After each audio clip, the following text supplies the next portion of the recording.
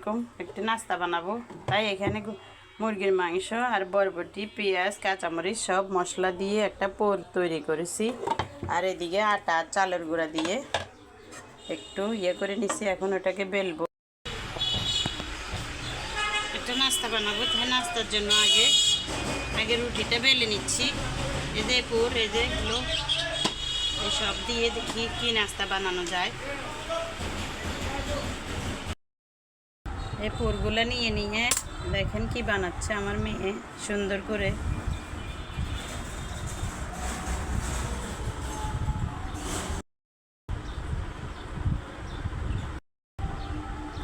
এই যে এগুলো বানাই নিছে।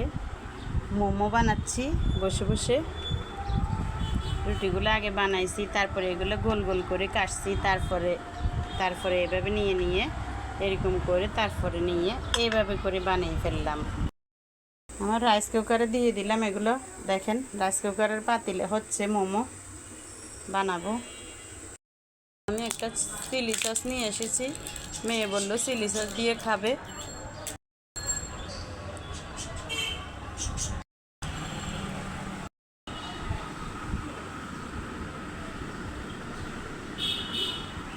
খাও।